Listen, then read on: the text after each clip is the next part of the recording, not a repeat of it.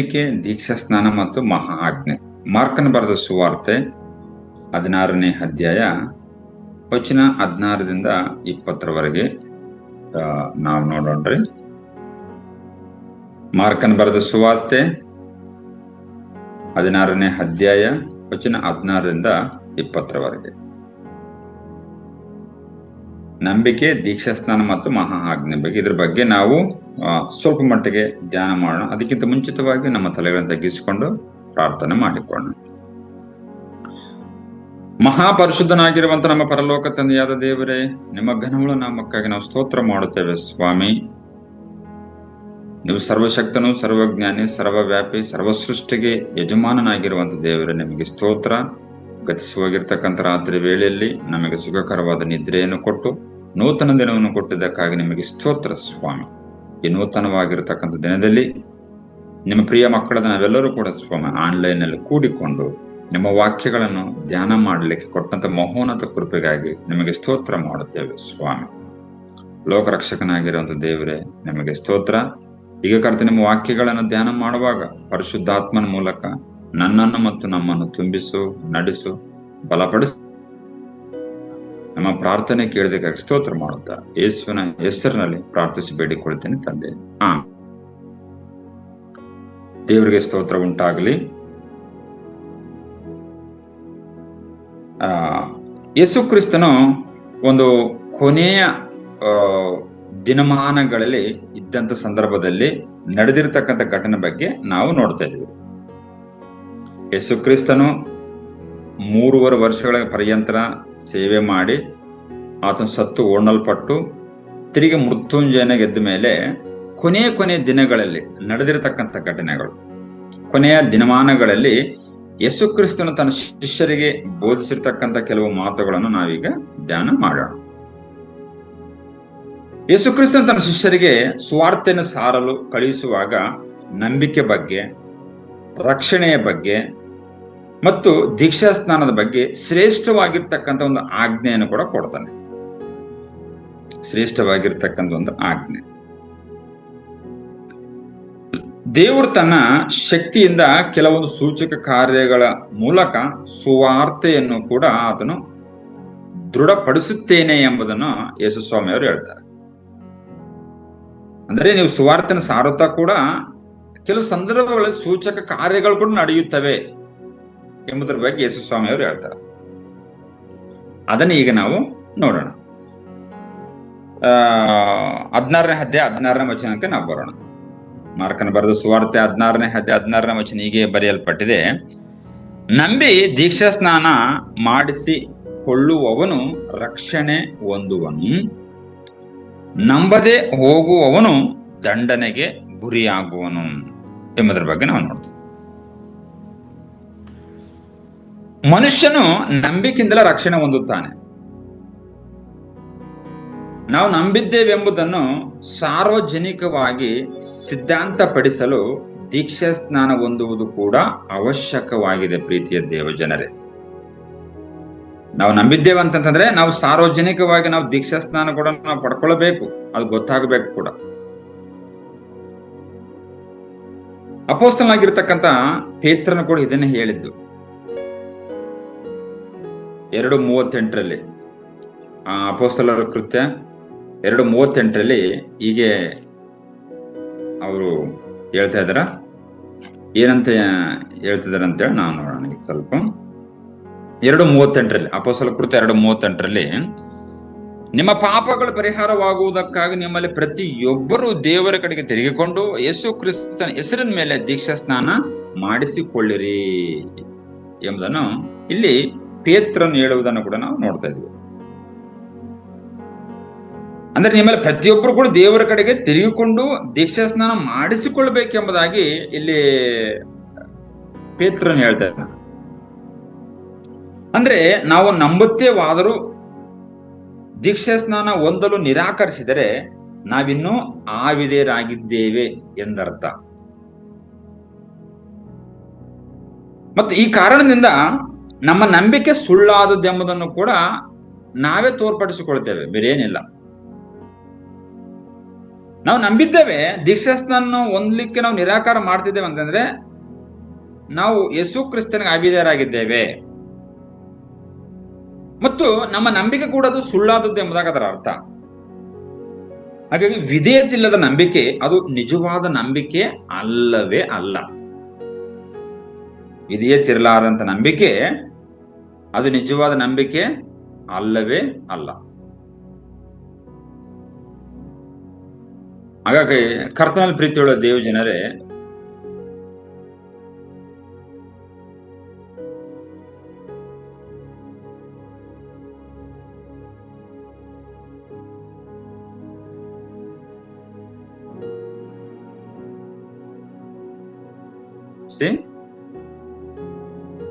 ಹಾಗಾಗಿ ಕರ್ತನಲ್ಲಿ ಪ್ರೀತಿಯುಳ್ಳ ದೇವ ಜನರೇ, ನಾವು ಕ್ರಿಸ್ತನಲ್ಲಿ ನಂಬಿಕೆ ಇಟ್ಟ ಮೇಲೆ ಸಾಧ್ಯವಾದಷ್ಟು ಬೇಗನೆ ನಾವು ದೀಕ್ಷಾ ಸ್ನಾನ ಪಡೆದುಕೊಳ್ಳುವುದು ತುಂಬಾ ಪ್ರಾಮುಖ್ಯವಾದದ್ದು. ನಾವು ನಂಬಿಕೆ ಇಟ್ಟಿದ್ದೇವೆ ಯೇಸು ಕ್ರಿಸ್ತನ ಮೇಲೆ ಅಂತಂತಂದ್ರೆ ನಾವು ಅತಿ ಬೇಗನೆ ದೀಕ್ಷಾ ಸ್ನಾನ ಪಡೆದುಕೊಳ್ಳುವುದು ತುಂಬಾ ಪ್ರಾಮುಖ್ಯವಾಗಿರ್ತಕ್ಕಂಥ ಸಂಗತಿಯಾಗಿದೆ. ನಾವು ಬೇಕೆಂದು ತಡ ಮಾಡಿದರೆ ಅದು ಅವಿಧೇಯತೆಗೆ ಸಮಾನವಾಗಿದೆ. ಬೇಕೆಂದು ತಡ ಮಾಡಿದರೆ. ಕರ್ತನ ಪ್ರೀತಿಯುಳ್ಳ ದೇವ ಜನರೇ, ಇಲ್ಲಿ ಯೇಸು ಕ್ರಿಸ್ತನು ಕೂಡ ಒಂದು 3 ಅಂಶಗಳನ್ನು ಹೇಳ್ತಾ ಇದ್ದಾನೆ. ಏನಂತಂದ್ರೆ ನಂಬಿಕೆ, ದೀಕ್ಷಾ ಸ್ನಾನ ಮತ್ತು ರಕ್ಷಣೆ, ಇವುಗಳ ಬಗ್ಗೆ ಹೇಳ್ತಾ ಇದ್ದಾನೆ. ನಂಬಿಕೆ, ಇಲ್ಲಿ ನಂಬಿಕೆ ಅಂತಂದ್ರೆ ಯೇಸು ಕ್ರಿಸ್ತನನ್ನು ದೇವರ ಮಗನು ಎಂಬುದಾಗಿ ನಂಬಬೇಕು ಮತ್ತು ಆತ ನಮ್ಮ ಪಾಪಗಳಿಗಾಗಿ ಸತ್ತು ಪುನರುತ್ಥಾನಗೊಂಡನೆಂದು ಹೃದಯಪೂರ್ವಕವಾಗಿ ವಿಶ್ವಾಸಿಸಬೇಕು ಮತ್ತು ನಂಬಬೇಕು. ಇದು ನಂಬಿಕೆ ಅಂತಂತಂದ್ರೆ ನಮಗೋಸ್ಕರವಾಗಿ ಆತನು ಈ ಲೋಕಕ್ಕೆ ಬಂದ, ನಮ್ಮ ಪಾಪಗಳಿಗೋಸ್ಕರವಾಗಿ ಆತನು ಮರಣ ಹೊಂದಿದ, ಸತ್ತು ಉಣಲ್ಪಟ್ಟ, ತಿರುಗಿ ಮೃತ್ಯುಂಜಯನಾಗಿ 3ನೇ ದಿನದಲ್ಲಿ ಎಬ್ಬಿಸಲ್ಪಟ್ಟಿದ್ದಾನೆ ಎಂಬುದಾಗಿ ನಾವು ನಂಬಬೇಕು, ವಿಶ್ವಾಸಿಸಬೇಕು. ಇದು ಕೂಡ ಹೃದಯದಿಂದ ನಂಬಬೇಕಿದು. ಅದೇ ರೋಮ ಪತ್ರಿಕೆ ಕೂಡ ಹೇಳ್ತಾ ಇದೆ. ಯಾಕಂದ್ರೆ ಈ ನಂಬಿಕೆ ಕೇವಲ ಬಾಯಿ ಮಾತಾಗಿರದೆ ಜೀವನದಲ್ಲಿ ಕೂಡ ಕಾಣಿಸಿಕೊಳ್ಳಬೇಕು. ಅದೇ ವಿಧೇಯತೆಗೆ ಸೂಚನೆ. ನಾವು ನಂಬಿದ್ದೇವೆ ಅಂತಂತಂದ್ರೆ ಕೇವಲ ಬಾಯಿ ಮಾತಲ್ಲ, ನಮ್ಮ ಜೀವನದಲ್ಲಿ ಕೂಡ ಅದು ಕಾಣಿಸಿಕೊಳ್ಳಬೇಕು. ನಮ್ಮ ನಂಬಿಕೆ, ಯೇಸು ಕ್ರಿಸ್ತನ ಮೇಲೆ ನಂಬಿಕೆ ಇಟ್ಟಿರ್ತಕ್ಕಂಥದ್ದನ್ನು ನಮ್ಮ ಜೀವಿತದಲ್ಲಿ ಅದು ಕಾಣಿಸಿಕೊಳ್ಳಬೇಕು. ಅದೇ ವಿಧೇಯತೆ. ಅಲ್ಲಿ ಏನಂತ ಬರೆಯಲ್ಪಟ್ಟದ ಅದನ್ನು ಕೂಡ ನೋಡೋಣ. ರೋಮ ಪತ್ರಿಕೆ 10ನೇ ಅಧ್ಯಾಯ ವಚನ 9ರಲ್ಲಿ ಈಗ ಬರೆಯಲ್ಪಟ್ಟಿದೆ. ಅದೇನೆಂದರೆ, ನೀನು ಯೇಸುವನ್ನೇ ಕರ್ತನೆಂದು ಬಾಯಿಯಿಂದ ಅರಿಕೆ ಮಾಡಿಕೊಂಡು ದೇವರು ಆತನನ್ನು ಸತ್ತವರೊಳಗಿಂದ ಎಬ್ಬಿಸಿದನೆಂದು ಹೃದಯದಿಂದ ನಂಬಿದರೆ ನಿನಗೆ ರಕ್ಷಣೆಯಾಗುವುದು ಎಂಬುದರ ಬಗ್ಗೆ. ಕರ್ತನಲ್ಲಿ ಪ್ರೀತಿಯುಳ್ಳ ದೇವ ಜನರೇ, ರಕ್ಷಿಸಲ್ಪಡಬೇಕಂತಂದ್ರೆ ಹೃದಯದಿಂದ ನಂಬಬೇಕು, ನಂಬಿದ್ದನ್ನು ಬಾಯಿಂದ ಒಪ್ಪಿಕೊಳ್ಳಬೇಕು. ಅಷ್ಟೇ, ಹೃದಯದಿಂದ ನಂಬಿದ್ದನ್ನು ಬಾಯಿಂದ ಒಪ್ಪಿಕೊಳ್ಳಬೇಕು. ಕೇವಲ ಜನ ಹೃದಯದಿಂದ ನಂಬಿರುತ್ತಾರೆ, ಆದರೆ ಬಾಯಿಂದ ಒಪ್ಪಿಕೊಳ್ಳುವುದಿಲ್ಲ. ಕೇವಲ ಕೆಲವು ಜನ ಬಾಯಿಂದ ಡಂಬಾಚಾರವಾಗಿ ಹೇಳ್ಕೊಳ್ತಿರ್ತಾರೆ, ಆದರೆ ಹೃದಯದಿಂದ ನಂಬುವುದಿಲ್ಲ. ಹಾಗೆ ಅಲ್ಲದೆ ಎರಡೂ ಸಹ ನಡೆದರೆ ಮಾತ್ರ ನಾವು ರಕ್ಷಿಸಲ್ಪಡುತ್ತೇವೆ. ಎರಡು ನಡಿಬೇಕು. ಏನಂತಂದ್ರೆ ಹೃದಯದಿಂದ ನಂಬಬೇಕು, ಬಾಯಿಯಿಂದ ಒಪ್ಪಿಕೊಳ್ಳಬೇಕು. ಈ ಎರಡು ನಮ್ಮ ಜೀವನದಲ್ಲಿ ಇದ್ದಾಗ ಮಾತ್ರ ಅದೇ ಏನಂತಂದ್ರೆ ರಕ್ಷಣೆಗೆ ನಡೆಸುತ್ತದೆ. ಮತ್ತಿಲ್ಲಿ ನಾವು ನೋಡ್ತೀವಿ ದೀಕ್ಷಾ ಸ್ನಾನ ಹೊಂದುವಂಥದ್ದು. ದೀಕ್ಷಾ ಸ್ನಾನ ಹೊಂದಬೇಕು, ಇದು ನಂಬಿಕೆ ಆಯ್ತು. ದೀಕ್ಷಾ ಸ್ನಾನ ಕೂಡ ಈಗ ನೋಡೋಣ. ದೀಕ್ಷಾ ಸ್ನಾನವು ಕ್ರಿಸ್ತನಲ್ಲಿ ನಂಬಿಕೆಯ ಒಂದು ಸಾರ್ವಜನಿಕ ಒಂದು ಸಾಕ್ಷಿಯಾಗಿದೆ. ನಾವು ನಂಬಿಕೊಂಡಿದ್ದೇವೆ ಅನ್ನೋದಕ್ಕೆ ದೀಕ್ಷಾ ಸ್ನಾನ ಕೂಡ ಒಂದು ಸಾಕ್ಷಿ. ಇದು ಹಳೆಯ ಪಾಪದ ಜೀವಿತವನ್ನು ಬಿಟ್ಟು ಕ್ರಿಸ್ತನಲ್ಲಿ ಹೊಸ ಜೀವಿತವನ್ನು ಆರಂಭಿಸುವುದನ್ನು ಸೂಚಿಸುತ್ತದೆ. ಯಾವುದು? ದೀಕ್ಷಾ ಸ್ನಾನ ಅನ್ನುವಂಥದ್ದು. ಅಪೊಸ್ತಲರು ಕೂಡ ಸುವಾರ್ತೆಯನ್ನು ನಂಬಿದವರನ್ನು ದೀಕ್ಷಾ ಸ್ನಾನಕ್ಕೆ ನಡೆಸಿದರವರು. ಹಾಗಾಗಿ ಯಾರು ಏನಂತಂದ್ರೆ ಯೇಸು ಸ್ವಾಮಿಯನ್ನು ನಂಬಿದರು ಅವರೆಲ್ಲರೂ ಕೂಡ ಕಂಪಲ್ಸರಿ ದೀಕ್ಷಾ ಸ್ನಾನ ಹೊಂದಿಕೊಳ್ಳಬೇಕು ಕೂಡ. ರಕ್ಷಣೆ ಬಗ್ಗೆ ಕೂಡ ನಾವೀಗಾಗಲೇ ನಾವು ನೋಡಿದೇವೆ. ರಕ್ಷಣೆ ಬಗ್ಗೆ ಕೂಡ ಏನು ಅಂತಂತಂದ್ರೆ ಪಾಪ ಕ್ಷಮೆ, ದೇವರೊಂದಿಗೆ ಒಂದು ಸಮಾಧಾನ ಮತ್ತು ನಿತ್ಯ ಜೀವದ ನಿರೀಕ್ಷೆ. ಈ ರಕ್ಷಣೆ ಯೇಸು ಕ್ರಿಸ್ತನ ಮೂಲಕ ದೊರೆಯೋ ದೇವರ ಮಹಾ ಕೃಪೆಯ ವರವಾಗಿದೆ ರಕ್ಷಣೆ ಅನ್ನುವಂಥದ್ದು ಕೂಡ. ಸೊ ಹಾಗಾಗಿ ನಂಬಬೇಕು, ದೀಕ್ಷಾಸ್ನಾನ ಹೊಂದಬೇಕು, ದೀಕ್ಷಾನ ಹೊಂದವನು ರಕ್ಷಿಸಲ್ಪಡ್ತಾನೆ ಎಂಬುದರ ಬಗ್ಗೆ ನಾವು ನೋಡ್ತೇವೆ. ಮತ್ತಿಲ್ಲಿ ನಾವು ನೋಡ್ತೇವೆ ಏನಂತಂದ್ರೆ ನಂಬದೇ ಇರುವವನು ದಂಡನೆಗೆ ಗುರಿಯಾಗುವನು ಎಂಬುದನ್ನು ನಾವು ನೋಡ್ತಿದ್ದೇವೆ. ಯೇಸು ಇಲ್ಲಿ ದಂಡನೆಯ ಕಾರಣವನ್ನು ತಿಳಿಸುತ್ತಾನೆ. ದೇವರು ಕೊಟ್ಟಿರುವ ರಕ್ಷಣೆಯನ್ನು ತಿರಸ್ಕರಿಸುವವನು ತೀರ್ಪಿಗೆ ಗುರಿಯಾಗುತ್ತಾನೆ. ಇಲ್ಲಿ ಗಮನಿಸಬೇಕಾಗಿರತಕ್ಕ ವಿಷಯವೇನೆಂದರೆ ದೀಕ್ಷಾಸ್ನಾನ ಪಡೆಯದವನು ದಂಡನೆಗೆ ಗುರಿಯಾಗುವನೆಂದು ಬೈಬಲ್ ಹೇಳುವುದಿಲ್ಲ. ರಕ್ಷಣೆಯನ್ನು ತಿರಸ್ಕರಿಸುವವನು ದಂಡನೆಗೆ ಗುರಿಯಾಗ್ತಾನೆ ಎಂಬುದಾಗಿ ಬರೆಯಲ್ಪಟ್ಟಿದೆ. ದೀಕ್ಷಾಸ್ನಾನ ಪಡೆಯದವನು ದಂಡನೆಗೆ ಗುರಿಯಾಗುವನು ಎಂಬುದಾಗಿ ಬೈಬಲ್ ಹೇಳ್ತಾ ಇಲ್ಲ. ಅದಕ್ಕೆ ಬದಲಾಗಿ ಏನಂತಂದ್ರೆ ನಂಬದೇ ಇರುವವನು ಎಂಬುದಾಗಿ ಬೈಬಲ್ ಹೇಳ್ತದೆ. ನಂಬದೇ ಇರುವವನು, ಏಕೆಂದ್ರೆ ರಕ್ಷಣೆಯ ಮೂಲ ಆಧಾರ ಯೇಸು ಕ್ರಿಸ್ತನಲ್ಲಿ ಮಾತ್ರ ನಂಬಿಕೆ ಇದೆ. ರಕ್ಷಣೆಯ ಮೂಲ ಆಧಾರ ಯೇಸು ಕ್ರಿಸ್ತನೇ. ಹಾಗಾಗಿ ಆತನಲ್ಲೇ ನಾವು ನಂಬಿಕೆ ಇಡಬೇಕಾಗಿದೆ. ಹಾಗಾಗಿ ನಿಜವಾದ ನಂಬಿಕೆಯು ವಿಧೇಯತೆಯಿಂದ ದೀಕ್ಷಾ ಸ್ನಾನದಲ್ಲಿ ವ್ಯಕ್ತವಾಗುತ್ತದೆ. ಪ್ರೀತಿಯ ದೇವ ಜನರೇ, ಯೇಸು ಕ್ರಿಸ್ತನಲ್ಲಿ ನಂಬಿಕೆ ಇಡುವುದು ರಕ್ಷಣೆಯ ಒಂದು ಆಧಾರ. ನಿಜವಾದ ನಂಬಿಕೆಯು ವಿಧೇಯತೆಯ ಜೀವನ ಮತ್ತು ದೀಕ್ಷಾಸ್ನಾನದ ಮೂಲಕ ವ್ಯಕ್ತವಾಗುತ್ತದೆ. ಸುವಾರ್ತೆಯನ್ನು ಸ್ವೀಕರಿಸುವವರು ರಕ್ಷಣೆಯ ಆಶೀರ್ವಾದವನ್ನು ಹೊಂದುತ್ತಾರೆ. ಸುವಾರ್ತೆಯನ್ನು ತಿರಸ್ಕರಿಸುವವರು ದೇವರ ತೀರ್ಪಿಗೆ, ದಂಡನೆಗೆ ಗುರಿಯಾಗುತ್ತಾರೆ.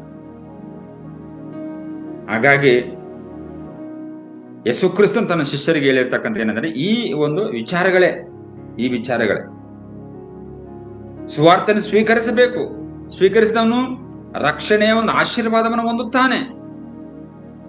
ಸುವಾರ್ತೆಯನ್ನು ತಿರಸ್ಕರಿಸುವವರು ದೇವರ ತೀರ್ಪಿಗೆ, ದೇವರ ದಂಡನೆಗೆ ಅವರು ಗುರಿಯಾಗ್ತಾರೆ ಎಂಬುದನ್ನು ಕೂಡ ನಾವು ನೋಡ್ತಾ ಇದ್ದೇವೆ. ನಂತರದಲ್ಲಿ ಇಲ್ಲಿ 17ನೇ ವಚನದಲ್ಲಿ ಮತ್ತೆ ನಾವು 17 ಮತ್ತು 18ನೇ ವಚನದಲ್ಲಿ ಇದಲ್ಲದೆ ನಂಬುವುದರಿಂದ ಈ ಸೂಚಕ ಕಾರ್ಯಗಳು ಉಂಟಾಗುವು. ನನ್ನ ಹೆಸರನ್ನು ಹೇಳಿ ದೆವ್ವಗಳನ್ನು ಬಿಡಿಸುವರು, ಹೊಸ ಭಾಷೆಗಳಿಂದ ಮಾತಾಡುವರು, ಹಾವುಗಳನ್ನು ಹೆತ್ತುವರು, ವಿಷ ಪದಾರ್ಥವನ್ನೇನಾದರೂ ಕುಡಿದರೂ ಅವರಿಗೆ ಯಾವ ಕೇಡು ಆಗುವುದಿಲ್ಲ. ಅವರು ರೋಗಿಗಳ ಮೇಲೆ ಕೈ ಇಟ್ಟರೆ ಅವರಿಗೆ ಗುಣವಾಗುವುದು ಎಂದು ಹೇಳಿದ. ಕರ್ತನಲ್ಲಿ ಪ್ರೀತಿಯುಳ್ಳ ದೇವ ಜನರೇ, ಯೇಸು ಕ್ರಿಸ್ತನ ನಂಬುವುದರಿಂದ ಈ ಒಂದು 5 ಸೂಚಕ ಕಾರ್ಯಗಳು ನಡೆಯುತ್ತವೆ ಎಂಬುದರ ಬಗ್ಗೆ ಇಲ್ಲೇ ನಾವು ನೋಡ್ತಾ ಇದ್ದೇವೆ. 5 ಸೂಚಕ ಕಾರ್ಯಗಳು ನಡೆಯುತ್ತವೆ ಎಂಬುದರ ಬಗ್ಗೆ ಯೇಸು ಕ್ರಿಸ್ತನ ನಂಬುವುದರಿಂದ. ಯೇಸು ಕ್ರಿಸ್ತನ ಶಿಷ್ಯರಿಗೆ ಸುವಾರ್ತೆಯನ್ನು ಸಾರಲು ಕಳಿಸುವಾಗ ದೇವರು ತನ್ನ ಶಕ್ತಿಯಿಂದ ಕೆಲವೊಂದು ಸೂಚಕ ಕಾರ್ಯಗಳನ್ನು ಮಾಡುತ್ತಾ ಸುವಾರ್ತೆಯನ್ನು ದೃಢಪಡಿಸುತ್ತಾನೆ ಎಂಬುದರ ಬಗ್ಗೆ ನಾವು ನೋಡ್ತಾ ಇದ್ದೇವೆ. ಮೊದಲನೇದಾಗಿ ನನ್ನ ಹೆಸರಿನಲ್ಲಿ ದೆವ್ವಗಳನ್ನು ಹೊರಡಿಸುವರು ಎಂಬುದರ ಬಗ್ಗೆ. ನನ್ನ ಹೆಸರಿನಲ್ಲಿ ದೆವ್ವಗಳನ್ನು ಹೊರಡಿಸುವರು. ಯೇಸುವಿನ ಹೆಸರಿನಲ್ಲಿ ದುಷ್ಟಾತ್ಮಗಳ ಮೇಲೆ ಅಧಿಕಾರವಿದೆ. ದೇವರ ಶಕ್ತಿಯಿಂದ ಬಂಧಿತರಾದವರು ಬಿಡುಗಡೆ ಹೊಂದುತ್ತಾರೆ. ದೇವರ ಶಕ್ತಿಯಿಂದ ಏನಂತಂದ್ರೆ ಬಿಡುಗಡೆ ಹೊಂದುತ್ತಾರೆ. ಸೈತಾನನಿಂದ, ದುರಾತ್ಮನಿಂದ, ದುಷ್ಟಾತ್ಮಗಳ ಶಕ್ತಿಯಿಂದ ಬಂಧಿತರಾದವರು ದೇವರ ಶಕ್ತಿಯಿಂದ ಬಿಡುಗಡೆ ಹೊಂದುತ್ತಾರೆ. ನಾವೆಲ್ಲಿ ನೋಡ್ಬೋದು ಅಂತಂದ್ರೆ ಅಪೊಸ್ತಲರ ಕೃತ್ಯಗಳು 16ರಲ್ಲಿ ನಾವು ನೋಡ್ತೇವೆ. 16, 18ರಲ್ಲಿ ಅಲ್ಲಿ ಏನಂತ ನೋಡ್ತೇವೆ ಅಂತಂದ್ರೆ ಹೀಗೆ ಅನೇಕ ದಿವಸ ಮಾಡಿದ್ದರಿಂದ ಪೌಲನು ಬಹಳವಾಗಿ ಬೇಸರಗೊಂಡು ಹಿಂತಿರುಗಿ ಆ ದೆವ್ವಕ್ಕೆ ಅವಳನ್ನು ಬಿಟ್ಟು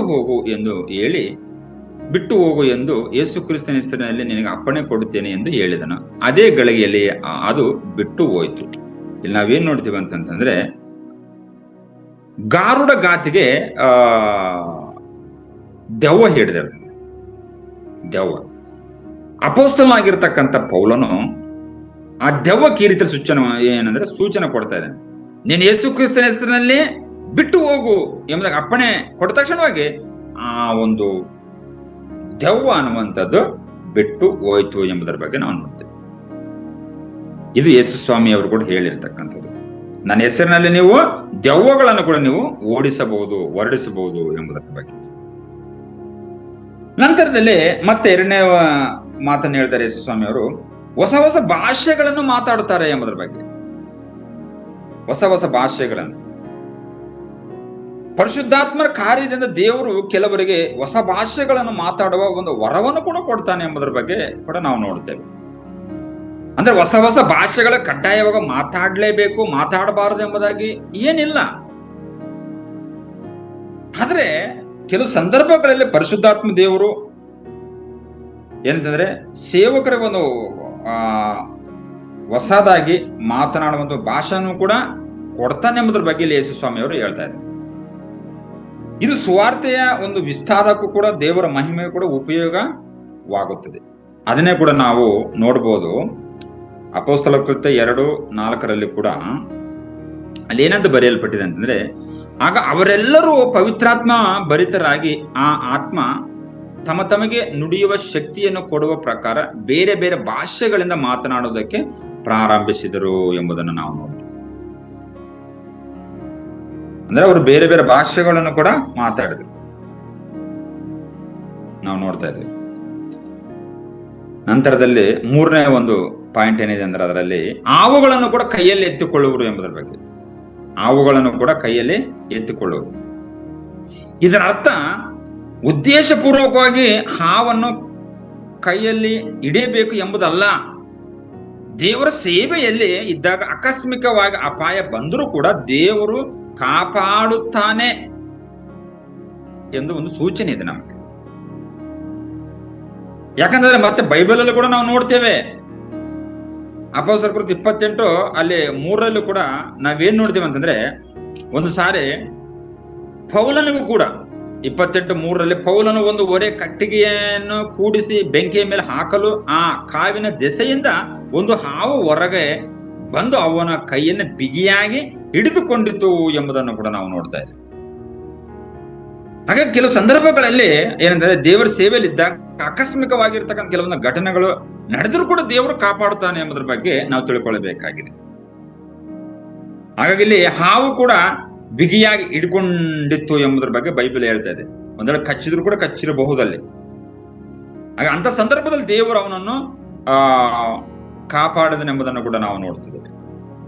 ನಂತರದಲ್ಲಿ 4ನೇ ಪಾಯಿಂಟ್, ವಿಷವಾದದ್ದನ್ನು ಕುಡಿದರೂ ಕೂಡ ಅವರಿಗೆ ಹಾನಿಯಾಗದು ಎಂಬುದನ್ನು. ವಿಷವಾದದ್ದನ್ನು ಕುಡಿದರೂ ಕೂಡ, ಇದು ವಿಷವನ್ನು ಪರೀಕ್ಷೆಗಾಗಿ ಕುಡಿಯಬೇಕೆಂಬ ಆಜ್ಞೆ ಅಲ್ಲ. ಪರೀಕ್ಷೆಗಾಗಿ ಈ ಒಂದು ವಿಷವನ್ನು ಕುಡಿಯಬೇಕೆಂಬುದಾಗ ಆಜ್ಞೆ ಅಲ್ಲ. ದೇವರ ಸೇವೆಯಲ್ಲಿ ಅನಿರೀಕ್ಷಿತವಾಗಿರ್ತಕ್ಕಂಥ ಅಪಾಯಗಳಿಂದ ದೇವರು ತನ್ನ ಚಿತ್ತದ ಪ್ರಕಾರವಾಗಿ ರಕ್ಷಿಸಬಲ್ಲನು. ಕೆಲವು ಸಂದರ್ಭಗಳಲ್ಲಿ ನಮ್ಮ ಜೀವನದಲ್ಲಿ ಅನಿರೀಕ್ಷಿತವಾಗಿ ಏನಾದ್ರೂ ಒಂದು ಘಟನೆ ನಡೆದಾಗ ದೇವರು ರಕ್ಷಣೆ ಕೊಡುತ್ತಾನೆ ಎಂಬುದರ ಬಗ್ಗೆ ಅದರ ಅರ್ಥ. ಹಾಗಾಗಿ ನಾವು ಬೇಕಂತೇಳಿ ನಾವು ವಿಷ ಕುಡಿಯುವಂಥದ್ದು, ಹಾವುಗಳನ್ನು ಎತ್ತುಕೊಳ್ಳುವಂಥದ್ದು ನೋ, ಇದು ದೇವರು ಈ ತರ ಮಾಡ್ಬೇಕೆಂಬುದಾಗಿ ದೇವರು ಹೇಳ್ತಾ ಇಲ್ಲ, ಬೈಬಲ್ ಕೂಡ ಹೇಳ್ತಾ ಇಲ್ಲ. ಅದಲ್ಲ, ಆ ಸಂದರ್ಭಕ್ಕನುಗುಣವಾಗಿ. ನಂತರದ 5ನೇ ಪಾಯಿಂಟ್, ರೋಗಿಗಳ ಮೇಲೆ ಕೈ ಇಟ್ಟರೆ ಅವರು ಗುಣ ಹೊಂದುತ್ತಾರೆ. ರೋಗಿಗಳ ಮೇಲೆ ಕೈ ಇಟ್ಟರೆ ಅವರು ಗುಣವಂತರೆ. ಎಸ್, ದೇವರು ತನ್ನ ಶಕ್ತಿಯಿಂದ ರೋಗಿಗಳನ್ನು ಗುಣಪಡಿಸಬಲ್ಲನು. ಗುಣಪಡಿಸುವ ಶಕ್ತಿ ಮನುಷ್ಯನದ್ದಲ್ಲ, ಅದು ದೇವರ ಕೃಪೆ ಮತ್ತು ಶಕ್ತಿಯ ಕಾರ್ಯವಾಗಿದೆ. ಹಾಗೆ ಕರ್ತನ ಪ್ರೀತಿಯುಳ್ಳ ದೇವ ಜನರೇ, ಈ 5 ಅಂಶಗಳು ಕೂಡ ಏನು ನಂಬುವವರ ಜೀವಿತದಲ್ಲಿ ನಡೆಯುತ್ತವೆ. 5 ಸೂಚಕ ಕಾರ್ಯಗಳು ನಡೆಯುತ್ತವೆ ಎಂಬುದರ ಬಗ್ಗೆ. ಯೇಸುವಿನ ಹೆಸರಿನಲ್ಲಿ ದೆವ್ವಗಳನ್ನು ಓಡಿಸಬಹುದು, ಹೊಸ ಹೊಸ ಭಾಷೆಗಳನ್ನು ಮಾತನಾಡಬಹುದು, ಹಾವುಗಳನ್ನು ಕೈಯಲ್ಲಿ ಎತ್ತಿಕೊಳ್ಳಬಹುದು, ವಿಷವಾದದ್ದು ಕುಡಿದರೂ ಕೂಡ ಅವ್ರಿಗೆ ಹಾನಿಯಾಗದು, ರೋಗಿಗಳ ಮೇಲೆ ಕೈ ಇಟ್ಟರೆ ಅವರು ಗುಣ ಹೊಂದುತ್ತಾರೆ. ಕರ್ತನ ಪ್ರೀತಿಯುಳ್ಳ ದೇವ ಜನರೇ, ಈ 5 ಕಾರ್ಯಗಳು ಕೂಡ ನಂಬುವವರ ಜೀವಿತದಲ್ಲಿ ನಡೆಯುತ್ತದೆ ಎಂಬುದರ ಬಗ್ಗೆ ಯೇಸು ಸ್ವಾಮಿ ಅವರು ಹೇಳ್ತಾ ಇದ್ದಾರೆ. ಯೇಸುವಿನ ಹೆಸರಲ್ಲಿ ಅಧಿಕಾರವಿದೆ. ಸುವಾರ್ತೆ ಸೇವೆಯಲ್ಲಿ ದೇವರು ತನ್ನ ಜನರೊಂದಿಗೆ ಇರುತ್ತಾನೆ. ಹಾಗಾಗಿ ಸೂಚಕ ಕಾರ್ಯಗಳು ಮುಖ್ಯವಲ್ಲ. ನಮಗೆ ಕ್ರಿಸ್ತನಲ್ಲಿ ನಂಬಿಕೆ ಮತ್ತು ಸುವಾರ್ತೆಯೇ ನಮಗೆ ಪ್ರಾಮುಖ್ಯ. ಕ್ರಿಸ್ತನಲ್ಲಿ ನಂಬಿಕೆಯೇ, ಸುವಾರ್ತೆಯೇ ನಮಗೆ ಪ್ರಾಮುಖ್ಯ. ದೇವರನ್ನು ಪರೀಕ್ಷಿಸುವ ಉದ್ದೇಶದಿಂದ ಹಾವು ಹಿಡಿಯುವುದು, ವಿಷ ಕುಡಿಯುವುದು, ಇದನ್ನ ಬೈಬಲ್ ಎನ್ಕರೇಜ್ ಮಾಡುವುದಿಲ್ಲ ಇಂಥ ಕಾರ್ಯಗಳನ್ನು. ಅದಕ್ಕಾಗಿ ಯೇಸು ಸ್ವಾಮಿ ಅವರು ಆಗ್ಲೇ ಹೇಳಿದ್ದಾರೆ, ಏನಂತ? ಮತ್ತಾಯ 4:7 ನಿನ್ನ ದೇವರಾಗಿರುವ ಕರ್ತನನ್ನು ಪರೀಕ್ಷಿಸಬಾರದು ಎಂಬುದಾಗಿ ಸಹ ಬರೆದಿದೆ ಅಂದ. ಉದ್ದೇಶಪೂರ್ವಕವಾಗಿ ಅದನ್ನ ಪರೀಕ್ಷೆ ಮಾಡುವುದಕ್ಕಾಗಿ ಹಾವುಗಳನ್ನ ಹಿಡಿದ್ರಿ, ವಿಷ ಕುಡಿರಿ, ನೋ, ಅಂತದ್ದಲ್ಲ. ಆ ತರ ಬೈಬಲ್ ಹೇಳ್ತಾ ಇಲ್ಲ ಇಲ್ಲಿ. ಹಾಗಾಗಿ ನಮ್ಮ ದೇವರನ್ನು ನಾವು ಪರೀಕ್ಷಿಸಕೂಡದು.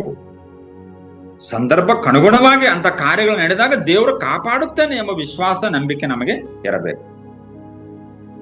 ಈ ವಚನಗಳು ದೇವರ ರಕ್ಷಣೆಯನ್ನು, ಶಕ್ತಿಯನ್ನು ಕೂಡ ಮತ್ತು ಸುವಾರ್ತೆಯ ಮಹತ್ವವನ್ನು ಕೂಡ ನಮಗೆ ಒತ್ತಿ ಒತ್ತಿ ಹೇಳುತ್ತಾ ಇದೆ. ನಂತರದಲ್ಲಿ 19ನೇ ವಚನ ಕೂಡ ನಾವು ನೋಡೋಣ. 19 ಮತ್ತು 20ರಲ್ಲಿ ಕೂಡ ಯೇಸು ಸ್ವಾಮಿಯು ಅವರ ಕೂಡ ಮಾತಾಡಿದ ಮೇಲೆ ಆಕಾಶಕ್ಕೆ ಒಯ್ಯಲ್ಪಟ್ಟು ದೇವರ ಬಲಗಡೆಯಲ್ಲಿ ಆಸನಾರೂಢನಾದನು.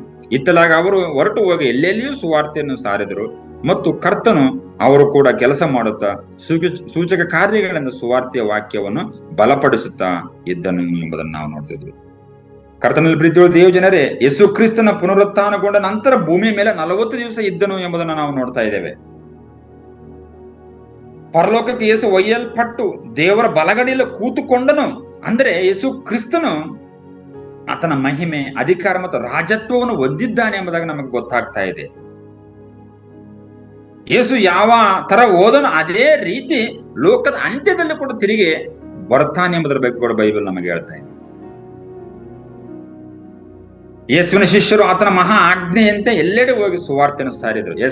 ಇವತ್ತಿನ ಒಂದು ಪ್ರಸಂಗದ ಶಿರೋನಾಮ ಏನೆಂದರೆ ನಂಬಿಕೆ, ದೀಕ್ಷಾಸ್ನಾನ ಮತ್ತು ಮಹಾ ಆಜ್ಞೆ.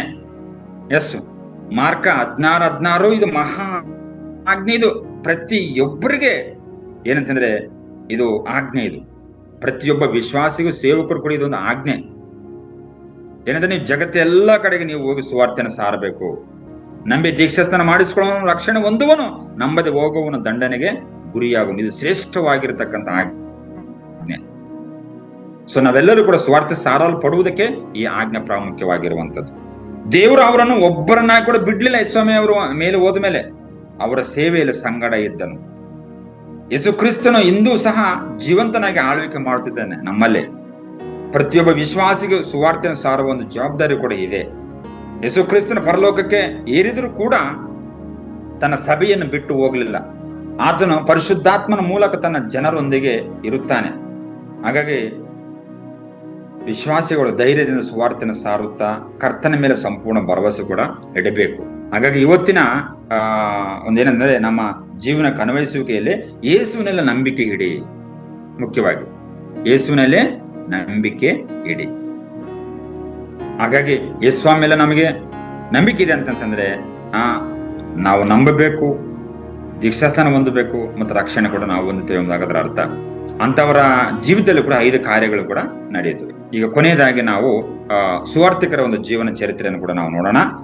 ಇವತ್ತು ಸುವಾರ್ತಿಕರ ಜೀವನ ಚರಿತ್ರೆ ಎಲೆನ್ ಬ್ಯಾರೆಟ್ ಮಾಂಟ್ಗೊಮೆರಿ ಎನ್ನುವಂತವ್ರ ಬಗ್ಗೆ ನಾವು ನೋಡ್ತಿದ್ವಿ. ಇವರು ಜುಲೈ 31, 1861ರಲ್ಲಿ ಜನಿಸಿದರು.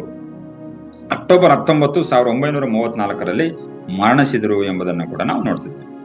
ಎಲೆನ್ ಬ್ಯಾರೆಟ್ ಮಾಂಟ್ಗೊಮೆರಿ ಒಬ್ಬ ಅಮೆರಿಕನ್ ಶಿಕ್ಷಣ ತಜ್ಞೆಯವರು, ಶಿಕ್ಷಣ ತಜ್ಞೆ, ಲೇಖಕಿ ಮತ್ತು ಸುವಾರ್ತೆಯ ನಾಯಕಿಯವರು. 1861ರಲ್ಲಿ ಇವರು ಜನಿಸಿದರು. ಇವರು 1921ರಲ್ಲಿ ನಾರ್ದನ್ ಬ್ಯಾಪ್ಟಿಸ್ಟ್ ಕನ್ವೆನ್ಷನ್ ಅಧ್ಯಕ್ಷರಾಗಿ ಇವರು ಆಯ್ಕೆಯಾಗಿರ್ತಕ್ಕಂಥ ಮೊದಲ ಮಹಿಳೆ ಎಂಬುದರ ಬಗ್ಗೆ ಚರಿತ್ರೆ ಹೇಳ್ತಾ ಇದೆ. ಮಹಿಳಾ ಶಿಕ್ಷಣದ ಬಲವಾದ ಪ್ರತಿಪಾದಕಿಯಾಗಿದ್ರು ಇವರು 1924ರಲ್ಲಿ ಪ್ರಕಟವಾಗಿರ್ತಕ್ಕಂಥ ಹೊಸ ಒಡಂಬಡಿಕೆಯನ್ನು ಆಧುನಿಕವಾಗಿರ್ತಕ್ಕಂಥ ಇಂಗ್ಲಿಷ್ ಭಾಷೆಗೆ ಇವರು ಅನುವಾದಿಸಿದರು. ಅಮೆರಿಕ ದೇಶದಲ್ಲಿ ಇಂಗ್ಲಿಷ್ ಭಾಷೆಗೆ ಅನುವಾದನ ಮಾಡಿದಂಥವ್ರು ಯಾರಂದ್ರೆ ಇವರೇ, ಎಲೆನ್ ಬ್ಯಾರೆಟ್ ಮಾಂಟ್ಗೊಮೆರಿ ಎನ್ನುವಂಥವ್ರು. ಹಾಗಾಗಿ ಇವರಿಂದ ಅನೇಕರಿಗೆ ಸತ್ಯವೇದವು ಲಭ್ಯವಾಯಿತು ಎಂಬುದರ ಬಗ್ಗೆ ನಾವು ನೋಡ್ತಿದ್ವಿ. ಮತ್ತು ಇವರು ಏನಂತಂದ್ರೆ ವಿಶೇಷವಾಗಿ ಏಷ್ಯಾ ಖಂಡದಲ್ಲಿ ಹುಡುಗಿಯರಾಗಿರ್ಬೋದು ಮತ್ತು ಮಹಿಳೆಯರಾಗಿರ್ಬೋದು, ಇವರಿಗೆ ಶಿಕ್ಷಣ ಕೂಡ ತುಂಬಾ ಪ್ರಾಮುಖ್ಯವಾಗಿರ್ತಕ್ಕಂಥ ಸಂಗತಿ ಎಂಬುದರ ಬಗ್ಗೆ ಇವರು ತುಂಬಾ ಪ್ರತಿಪಾದನೆ ಮಾಡಿರ್ತಕ್ಕಂಥ ಸ್ತ್ರೀ. ಹಾಗಾಗಿ ಇವರು ಸ್ತ್ರೀಯರಿಗೆ ಮತ್ತು ಮಹಿಳೆಯರಿಗೆ ಹೆಚ್ಚಿನ ಒಂದು ಪ್ರಾಮುಖ್ಯತೆಯನ್ನು ಕೊಟ್ಟಿರ್ತಕ್ಕಂಥ ಒಬ್ಬ ಸ್ತ್ರೀ ಆಗಿದ್ದಾರೆ. ಯಾಕಂದ್ರೆ ಇವರು ಕೂಡ ಸ್ತ್ರೀ ಆಗಿರೋದ್ರಿಂದ ಸ್ತ್ರೀಯರಿಗೆ ಹೆಚ್ಚಾಗಿ ಮಾನ್ಯತೆಯನ್ನು ಕೊಟ್ಟಿದ್ದಾರೆ. ಹಾಗೆ ಕರ್ತನ ಪ್ರೀತಿಯುಳ್ಳ ದೇವ ಜನರೇ, ಇವರು ಈ ತರ ಏನಾದ್ರೆ ಒಬ್ಬ ಶಿಕ್ಷಣ ತಜ್ಞೆಯಾಗಿ ಒಬ್ಬ ಲೇಖಕಿಯಾಗಿ, ಸುವಾರ್ತೆಯ ನಾಯಕಿಯಾಗಿ ಸೇವೆಯನ್ನು ಮಾಡಿರ್ತಕ್ಕಂಥ ಸ್ತ್ರೀಯಾಗಿದ್ದಾರೆ. ಇವರು ಕೊನೆಯದಾಗಿ 1934ರಲ್ಲಿ ಇವರು ನಿಧನರಾದರು. ಕ್ರೈಸ್ತ ಮಹಿಳಾ ನಾಯಕರಿಗೆ ಒಂದು ಮಾರ್ಗದರ್ಶಕರಾಗಿ ಇವರು ಉಳಿದು ಬಿಟ್ಟಿದ್ದಾರೆ. ಆಗ ಇವತ್ತು ನಾವು ಈ ಸ್ತ್ರೀಯನ್ನು, ಎಲೆನ್ ಬ್ಯಾರೆಟ್ ಅವರನ್ನು ನಾವು ನೆನಪು ಮಾಡಿಕೊಳ್ತಾ ಇದ್ದೇವೆ. ಆಗ ಕರ್ತನ ಪ್ರೀತಿಯುಳ್ಳ ದೇವಜನರೇ, ನಾವು ಕ್ರಿಸ್ತನಲ್ಲಿ ನಂಬಿಕೆ ಇಡಬೇಕು, ದೀಕ್ಷಾಸ್ನಾನ ಹೊಂದಬೇಕು ಮತ್ತು ಮಹಾ ಆಜ್ಞೆಯಂತೆ ಸುವಾರ್ತೆಯನ್ನು ಸಾರಲ್ಪಡಬೇಕು. ದೇವರ ವಾಕ್ಯಗಳ ಮುಖಾಂತರ ನಮ್ಮನ್ನು ಆಶೀರ್ವಾದ ಮಾಡಲಿ. ಆಮೇಲೆ ಕೊನೆಯದಾಗ ಪ್ರಾರ್ಥನೆ ಮಾಡಿಕೊಂಡು ಮುಕ್ತಾಯ ಮಾಡಿಕೊಂಡು, ಮಹಾಪರಿಶುದ್ಧನಾಗಿರುವಂತ ನಮ್ಮ ಪರಲೋಕ ತಂದೆಯಾದ ದೇವರೇ, ನಿಮಗೆ ಸ್ತೋತ್ರ ಮಾಡುತ್ತೇವೆ ಸ್ವಾಮಿ. ಲೋಕರಕ್ಷಕನಾಗಿರುವಂತ ದೇವರೇ, ನಿಮಗೆ ಸ್ತೋತ್ರ. ಮತ್ತು ವಿಶೇಷವಾಗಿ ಕರ್ತನೆ, ಈ ದಿವಸ ಮಾರ್ಕನ ಬರೆದ ಸುವಾರ್ತೆ ಕೊನೆಯ ಅಧ್ಯಾಯ, ಕೊನೆಯ ವಚನಗಳನ್ನು ನಾವು ಧ್ಯಾನ ಮಾಡಿದ್ದೇವೆ ಸ್ವಾಮಿ. ಕ್ರೈಸ್ತ ವಿಶ್ವಾಸ ಲೋಕಕ್ಕೆ ಒಂದು ಮಹಾ ಆಜ್ಞೆ, ಶ್ರೇಷ್ಠವಾಗಿರ್ತಕ್ಕಂಥ ಆಜ್ಞೆಯನ್ನು ನೀವು ಕೊಟ್ಟಿದ್ದೀರಿ ಸ್ವಾಮಿ. ನೀವು ಜಗತ್ತಿಗೆಲ್ಲ ಹೋಗಿ ಸುವಾರ್ತೆನ ಸಾರಿರಿ ಎಂಬುದರ ಬಗ್ಗೆ. ಹಾಗಾಗಿ ಕೇವಲ ಅದು ಸುವಾರ್ತೆಗರು ಮಾತ್ರ ಅಲ್ಲ ಸ್ವಾಮಿ, ಅದು ಇಡೀ ಕರ್ತನ ವಿಶ್ವಾಸಿಗಳಿಗೂ, ಸೇವಕರಿಗೂ, ಬೋಧಕರಿಗೆ ಎಲ್ಲರೂ ಕೂಡ ಅದು ಅನ್ವಯವಾಗುವಂತ ಒಂದು ಆಜ್ಞೆ ಕರ್ತನೆ. ಲೋಕರಕ್ಷಕನಾಗಿರುವಂತ ದೇವರೇ, ನಿಮಗೆ ಸ್ತೋತ್ರ ಸ್ವಾಮಿ. ಕೇಳಿರ್ತಕ್ಕಂಥ ವಾಕ್ಯ ಬೋಧನೆಯನ್ನು ನಮ್ಮೆಲ್ಲರ ಜೀವಿತದಲ್ಲಿ ಕಾರ್ಯ ಮಾಡಲಿಕ್ಕೆ ನೀವು ಸಹಾಯ ಮಾಡಿ. ನಂಬುವವರ ಜೀವಿತದಲ್ಲಿ ಕೂಡ ಸೂಚಕ ಕಾರ್ಯಗಳು ನಡೆಯುತ್ತವೆ ಎಂಬುದರ ಬಗ್ಗೆ ಕೂಡ ನೀವು ತಿಳಿಯಪಡಿಸಿದ್ದಕ್ಕಾಗಿ ನಿಮಗೆ ಸ್ತೋತ್ರ ಮಾಡುತ್ತೇವೆ ಸ್ವಾಮಿ. ವಿಶೇಷವಾಗಿ ನಮ್ಮ ಕಲ್ವರಿ ಚಾಪಲ್ ಸಂಸ್ಥೆಯನ್ನು ನೀವು ಆಶೀರ್ವಾದ ಮಾಡ್ರಿ ಸ್ವಾಮಿ. ಕರ್ತನ ಮುಖ್ಯಸ್ಥರನ್ನು, ಡೈರೆಕ್ಟರನ್ನು, ಡೆಪ್ಯೂಟಿ ಡೈರೆಕ್ಟರ್ನ ಆಶೀರ್ವಾದ ಮಾಡ್ರಿ. ಅವ್ರು ಹಾಕೊಂಡಿರ್ತಕ್ಕಂಥ ಯೋಜನೆಗಳನ್ನು ಆಶೀರ್ವಾದ ಮಾಡ್ರಿ. ಮತ್ತು ಸ್ವಾಮಿ, ನಮ್ಮ ಉತ್ತರ ಕರ್ನಾಟಕದ ಮುಖ್ಯಸ್ಥರಾಗಿರುವಂತಹ ಪಾಸ್ಟರ್ ನವನೀತ್ ಕುಮಾರ್ ಐನವರನ್ನು ಆಶೀರ್ವಾದ ಮಾಡ್ರಿ. ಅವ್ರಿಗೆ ಆರೋಗ್ಯ ಭಾಗ್ಯವನ್ನು ಕೊಡ್ರಿ. ಇನ್ನೂ ಹೆಚ್ಚಾಗಿ ಸೇವೆ ಮಾಡ್ಲಿಕ್ಕೆ ನೀವು ಸಹಾಯ ಮಾಡ್ರಿ ಸ್ವಾಮಿ. ಈ ಒಂದು ಆನ್ಲೈನ್ ಕರ್ತನೆ ಬಂದಿರುವಂತವರೆಲ್ಲರನ್ನು, ಸಕಲರನ್ನು, ವಿಶ್ವಾಸಿಗಳನ್ನು, ಸೇವಕರನ್ನು ಕೂಡ ನೀವು ಆಶೀರ್ವಾದ ಮಾಡಬೇಕೆಂಬುದಾಗಿ ಬೇಡುತ್ತೇವೆ ಸ್ವಾಮಿ. ಲೋಕರಕ್ಷಕನಾಗಿರುತ್ತೆ ದೇವರೇ, ನಿಮಗೆ ಸ್ತೋತ್ರ ಸ್ವಾಮಿ. ಕರ್ತನೆ, ನೀವು ನಮಗೋಸ್ಕರವಾಗಿ ಲೋಕಕ್ಕೆ ಬಂದು ಸತ್ತು ಉಣಲ್ಪಟ್ಟು ತಿರುಗಿ ಮೃತ್ಯುಂಜಯನ ಗೆದ್ದು ಬಂದಿರ್ತಕ್ಕಂಥ ನಜರೇತನ ಕ್ರಿಸ್ತ ಯೇಸುವಿನ ಹೆಸರಿನಲ್ಲಿ ಪ್ರಾರ್ಥಿಸಿ ಬೇಡಿಕೊಳ್ಳುತ್ತೇನೆ ತಂದೆಯೇ, ಆಮೇನ್.